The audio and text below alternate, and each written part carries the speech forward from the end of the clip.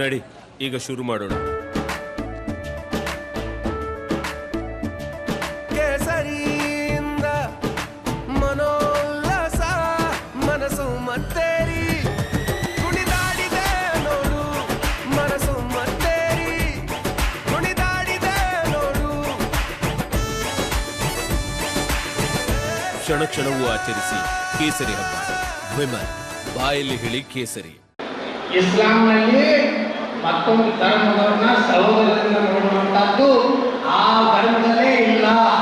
ಇವತ್ತೇನಾಗಬೇಕಾಗ್ತದೆ ದೇಶ, ಇದೇ ದೇಶದ ಅನ್ನ ತಿಂತಾರೆ, ಇದೇ ದೇಶದ ನೀರು ಕುಡಿತಾರೆ, ಪಾಕಿಸ್ತಾನ ಪರ ಘೋಷಣೆ ಮಾಡ್ತಾರೆ. ಹೌದಲ್ಲ? ಇವತ್ತು ವಿಧಾನಸಭೆಯಲ್ಲಿ ಏನಾಯ್ತು? ತಾವು ಒಂದು ರಾಜ್ಯಸಭಾ ಚುನಾವಣೆ ಅದೇನು ಪಾಕಿಸ್ತಾನಿಗೆ ಸಂಬಂಧ? ಪಾಕಿಸ್ತಾನ ಘೋಷಣೆ. ದುರ್ದೈವ ಅಂದರೆ ಈ ರಾಜ್ಯದ ಮುಖ್ಯಮಂತ್ರಿ ನನಗೆ ಸರಿಯಾಗಿ ಕೇಳಿಸಲಿಲ್ಲ, ಸರ್ಕಾರ ಒತ್ತರಾಗ್ತಾ ಇತ್ತು.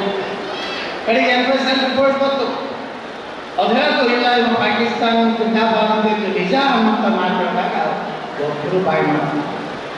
ಒಂದು ವೇಳೆ ತಿಳ್ಕೊರಿ, ನೀವು ದೇಶನಾಗ 52 ಪಕ್ಷಗಳು ಮುಸ್ಲಿಮರ ಏಜೆಂಟ್ರೆ ಕೆಲಸ ಮಾಡ್ತಾರೆ. ಅದು ಹಿಂದೂಗಳ ಪರವಾಗಿ ಗಟ್ಟಿಯಾಗಿ ನಿಲ್ಲುವಂಥ ಒಂದೇ ಒಂದು ಪಕ್ಷ, ಅದು ಭಾರತೀಯ ಜನತಾ ಪಾರ್ಟಿ. BJP ಒಂದು ಇರಲಿಲ್ಲ ಅಂದ್ರೆ ಎಲ್ಲ ಕಡೆ ಪಾಕಿಸ್ತಾನ ಮಾಡಿಬಿಡ್ತದೆ. ಹೋಗಿ ಪಾಕಿಸ್ತಾನ ಭಾಳ ಪಾಕಿಸ್ತಾನ ಬೇಕಾಗಿತ್ತು. ಈ ದೇಶದಾಗಿರ್ಬೇಕಾದ್ರೆ ನಮ್ಮ ದೇಶದ ಸಂವಿಧಾನ ಐತಿ, ಆ ಸಂವಿಧಾನ ಪ್ರಕಾರ ಇರಲೇಬೇಕು. ನಿಮಗಿರುವಂಥ ಮೀಸಲಾತಿ ನಾವು ತೆಗೆದು ಹಾಕ್ತೀವಿ, ಅದನ್ನು SC ST ಮತ್ತೆ ಪುನರ್ ಹಂಚಿಕೊಡ್ತೀವಿ. ಅದು ಬಾಬಾ ಸಾಹೇಬ್ ಅಂಬೇಡ್ಕರ್ ಅವರು ಸಂವಿಧಾನದಲ್ಲಿ ಧರ್ಮ ಆಧಾರಿತ ಯಾವುದೇ ಮೀಸಲಾತಿ ಕೊಡಕ್ಕೆ ಬರೋದಿಲ್ಲ. ಕರ್ನಾಟಕದಲ್ಲಿ ನಮ್ಮ ಹಿಂದುಳಿದ ಏನಿರುವಂಥದ್ದನ್ನ ಮೀಸಲಾತಿ ತೆಗೆದು 4% ಅವ್ರಿಗೆ ಕೊಟ್ಟಾರೆ. ನಾನು ಹೇಳಿದ್ರು ಪ್ರಧಾನಮಂತ್ರಿಗಳು, ನಾವು ಮುಂದಿನ ದಿವಸದಲ್ಲಿ ಸಂವಿಧಾನದಲ್ಲಿ ಏನು ಅವಕಾಶ ಇದೆ, ಅಂಬೇಡ್ಕರ್ ಅವರು ಬರೆದ ಸಂವಿಧಾನದಲ್ಲಿ ಧರ್ಮಾಧಾರಿತ ಮೀಸಲಾತಿಯನ್ನು ನಾವು ತೆಗೆದು ಹಾಕ್ತೀವಿ ಅನ್ನೋಂಥದ್ದನ್ನು ಭಾಳ ಸ್ಪಷ್ಟವಾಗಿ ಇಟ್ಕೊಂಡ್ರೆ, ಇವತ್ತು ಲೋಕಸಭೆ ಹೋದ ಮೇಲೆ ಕಾಂಗ್ರೆಸ್ ಸರ್ಕಾರೇ ಗ್ಯಾರಂಟಿ ಇಲ್ಲ. ಅವರವರು ಹೊರಗಾಡ್ತಾರೆ, ಎರಡು ಇಬ್ಬರು ಕೂಡಿ ಹಂಗೆ ಮಗನ ಪ್ರತಿ ನಶಿರ್ತಾರೆ. ಈ ಮಗನ ಹೆಂಗೆ ಮುಗಿಸ್ಲಿ, ಈ ಮಗನ ನಾನು ಮುಖ್ಯಮಂತ್ರಿ ಆಗಿರುವಂಥ ಶಿವಕುಮಾರ್ ಈ ಮಗ ಹೆಂಗೆ ಮುಖ್ಯಮಂತ್ರಿ ಆಗ್ತಾರೆ, ನಮ್ಮ ಸಿದ್ದರಾಮಯ್ಯ ಅದು ಇಬ್ಬರು ಕೂಡಿ ಆಗಿರ್ತಾರೆ. ಅವರು ಹೇಳ್ತಾರೆ ಈ ಲೋಕಸಭೆ ಮುಗಿದ ಮೇಲೆ 15 ದಿವಸ ನಾನು ಕರ್ನಾಟಕ ಮುಖ್ಯಮಂತ್ರಿ ಆಗ್ತದೆ DK ಶಿವಕುಮಾರ್. ಅವ್ರು ಸಿದ್ದರಾಮಯ್ಯ ಹೇಳ್ತಾರ, ನೀ ಏನು ಲಗ ಹೊಡೆದು ಹೊಡಿ ಮಗನೇ ನಾವು ಮಾಡಿ ಹೋಗಲ್ಲ, ವಿಧಾನಸಭೆ ವಿಸರ್ಜನೆ ಮಾಡ್ತಿರ್ತಾರೆ, ನಿನ್ನ ಮುಖ್ಯಮಂತ್ರಿ ಮಾಡೋದಿಲ್ಲ. ಈ ರೀತಿ ಅವರವರಿಗೆ ಕಚ್ಚಾಟ, ಅವ್ರಿಗೇನು ಬರೀ ಕರೆಂಟ್ ಹೇಳ್ತಾರೆ. ನಮ್ಮ ಪ್ರಧಾನಮಂತ್ರಿಗಳು ಬಂದು ನಾಮಿನೇಷನ್ ಮಾಡಿದ್ರು, ವಾರಣಾಸಿ 14 ವರ್ಷ ಗುಜರಾತದ ಮುಖ್ಯಮಂತ್ರಿ, ಭಾರತದ 10 ವರ್ಷ ಪ್ರಧಾನಮಂತ್ರಿ. ಎಷ್ಟವರ ಆಸ್ತಿ? 2,30,00,000. ಮಾನ್ಯ DK ಸುರೇಶ್ 2023 ವಿಧಾನಸಭೆಯಲ್ಲಿ DK ಶಿವಕುಮಾರ್ ಇಬ್ಬರದ್ದು ಆಸ್ತಿ ಟೋಟಲ್ ಮಾಡಿದ್ರೆ ಆನ್ ಅಕೌಂಟ್ ಎಷ್ಟು ಗೊತ್ತಾ? 2,000 ಕೋಟಿ ರೂಪಾಯಿ. ಈ DK ಶಿವಕುಮಾರ್ ಎಲ್ಲಿದ್ದ? ಬೆಂಗಳೂರಿನಾಗ ಒಂದು ದೊಡ್ಡ ರೋಡ್ ರಾಮಚಂದ್ರ ಕೋಟಲ್ ಅಂತ ಇತ್ತು. ಅವನ ಕೈ ಚಾ ತಂದುಕೊಟ್ಟು ಸಿಗರೇಟ್ ತಂದುಕೊಟ್ಟು 30 ವರ್ಷದಿಂದ ಬ್ಲೂ ಫಿಲ್ಮ್ ತೋರ್ಕೊಂಡು ತಡೆಯಾಡ್ತಿದ್ದ. ಈ ಮನುಷ್ಯ ಇವತ್ತು ಎಷ್ಟು ಮಾಡಿ ಎಷ್ಟು ರೊಕ್ಕದ್ದು? 2,000 ಕೋಟಿ. ಆಮೇಲೆ ಇದು ಏನೋ 10 ಪಟ್ಟು ಹಿಡಿಯೋದು 20,000 ಕೋಟಿ ರೂಪಾಯಿ ಒಬ್ಬ ಕೋಟೋಲರಂತ ಶಿಕ್ಷಣ ಬರಬೇಕೈತಿ. 24 ವರ್ಷ ಸಂವಿಧಾನದ ಹುದ್ದೆಯಲ್ಲಿರುವಂಥ ನಮ್ಮ ಪ್ರಧಾನಮಂತ್ರಿಗಳಲ್ಲಿ 2 ಕೋಟಿ ಮುಂದೆ ನ್ಯಾಯ ಮತ್ತು ನೆನಪೈತಿಲ್ಲ. ಮೊನ್ನೆ ಆಗಿತ್ತು ಯಾರಿಗೂ ಒಳಗೊಬ್ಬ ದಲಿತನ ಪಾಪ ರೊಟ್ಟಿ ಬೆಳಗ್ಗೆ ಹೋದ್ರೆ ಮನೆಗೆ ಹೋಗ್ಕೊಡು, ಅವನು ಪ್ರಯಾಸ ಮಲ್ಲಪ್ಪಲ್ಲ ಕಲಪ್ಪ ಹಿಂಗೆ ಮಾಡ್ತಾನೆ ಅಂದ್ರೆ ಹೋಗ್ತಾರೆ ಹಿಂಗೆ ಹೆಣ್ಮಕ್ಳನ್ನ ಇದು ಕ್ಯಾಂಪಸ್ ಎಲ್ಲಿ ಸುರಕ್ಷಿತ ಭಾರತ ಕರ್ನಾಟಕ ಈ ಕಾಂಗ್ರೆಸ್ ಬಂದ ಮ್ಯಾಗ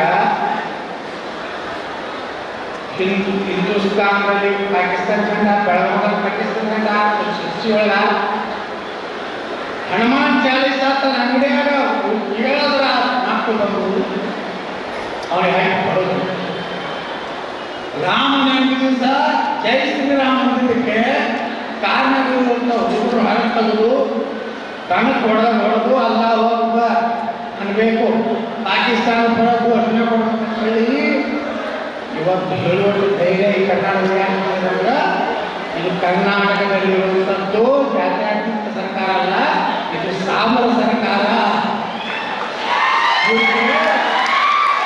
ಸಾಬರು ಹೋಗ್ಬೇಕಾಗ ಸಾಬರ್ದು ಭಾರತೀಯ ಜನತಾ ಪಾರ್ಟಿ ಬಿಟ್ಟು ಕಾಂಗ್ರೆಸ್ ಅಂತಾರೆ, ಬಿಜೆಪಿ ಬಂದರೆ ಸಂವಿಧಾನ ಬದಲಾವಣೆ ಮಾಡ್ತಾರೆ.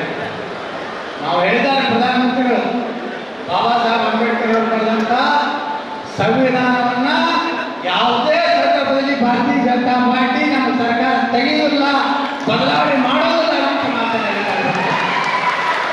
ಯಾವ ಬಾಬಾ ಸಾಹೇಬ್ ಅಂಬೇಡ್ಕರ್ಗೆ ಎಷ್ಟು ಅಪಮಾನ ಮಾಡಿದ್ದಾರೆ ಕಾಂಗ್ರೆಸ್ನವರು. ಅವರಿಗೆ ಭಾರತ ರತ್ನ ಕೊಟ್ಟವರು ಯಾರು? ಬಿ ಶೆಟ್ಟಿ ಸರ್ಕಾರ ಇದ್ದಾಗ, ವಾಜಪೇಯಿ ಆಂದೋಲನ ಮಂತ್ರಿ ಇದ್ದಾಗ ಈ ದೇಶದ ಸಂವಿಧಾನ ಬಂದಂಥ ಬಾಬಾ ಸಾಹೇಬರಿಗೆ ಭಾರತ ರತ್ನ ಸಿಕ್ತು.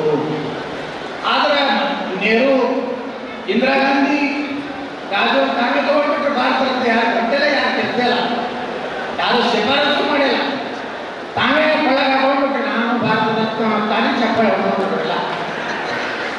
ಇಂತಹ ಕುಟುಂಬ ಇದು.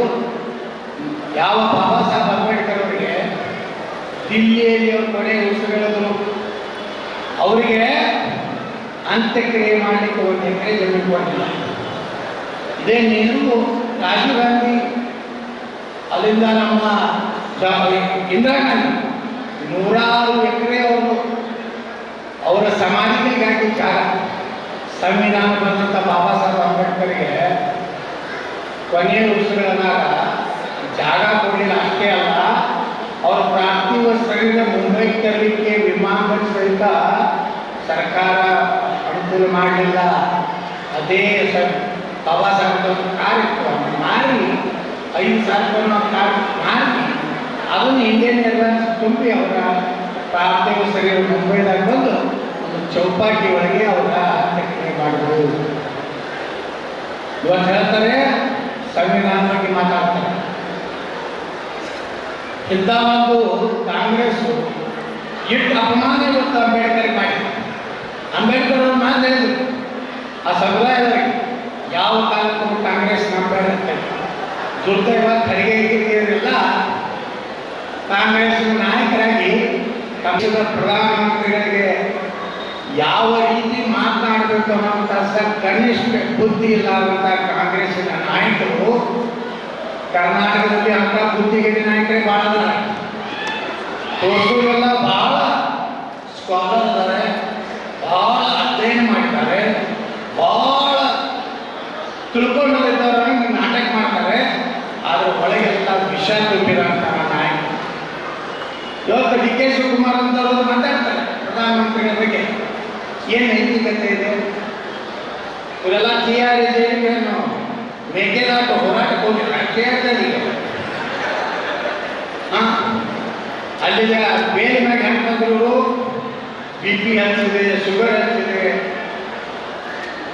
ಇವರೆಲ್ಲ ಜೈಲಿನಾಗ ಎಲ್ಲರೂ ಹೆಚ್ಚು ಕಡಿಮೆ ಕಾಂಗ್ರೆಸ್ ನಾಯಕರು ಬೇರೆ ಮ್ಯಾಗಿದ್ದಾರೆ. ಸೋನಿಯಾ ಗಾಂಧಿ ಬೇರು, ರಾಹುಲ್ ಗಾಂಧಿ ಬೇರು, ಡಿ ಕೆ ಶಿವಕುಮಾರ್ ಬೇರು, ಅವ್ರ್ಯಾರು ನಮ್ಮ ವಾಟ್ರಾ ಪ್ರಿಯಾಂಕಾ ಗಂಡ ರಾಬರ್ಟ್ ವಾಟ್ರಾ ಬೇರು. ಇವರೆಲ್ಲ ನರೇಂದ್ರ ಮೋದಿ ಅವ್ರ ಬಗ್ಗೆ ಮಾತಾಡ್ತಾರೆ. 10 ವರ್ಷ ಏನ್ ಮಾಡ್ಯಾರ ನರೇಂದ್ರ ಮೋದಿ ಅವ್ರ ಅಂತ ಚಂಬು ತಗೊಂಡಿದ್ದಾರೆ. ಪತ್ರಿಕಾಗೋಷ್ಠಿಯಲ್ಲಿ ಚಂಬು ಇಟ್ಟಿರ್ತಾರೆ. ಅದರ ಅರ್ಥ ಏನಪ್ಪ ಅಂದ್ರೆ, 3ನೇ ಬಾರಿಗೆ ನಮ್ಮ ಪ್ರಧಾನಮಂತ್ರಿಯಾಗಿ ನರೇಂದ್ರ ಮೋದಿ ಅವರು ಏನಾರ ಆದ್ರೆ ಕಾಂಗ್ರೆಸ್ನವ್ರಿಗೆ ಚಂಬು ಬಗ್ಗೆ ಅದಕ್ಕೆ ಅಂಜಿಕೆಯಿಂದ ಚಂಬು ತಗೊಂಡು ಹೇಳಕತ್ತಾರ. ಹಳ್ಳ್ಯಾಗ ಚಂಬು ತಗೊಂಡು ಎಲ್ಲಿ ಹೋಗ್ತಿದ್ರು? ಕಡೆ ಹೋಗೋ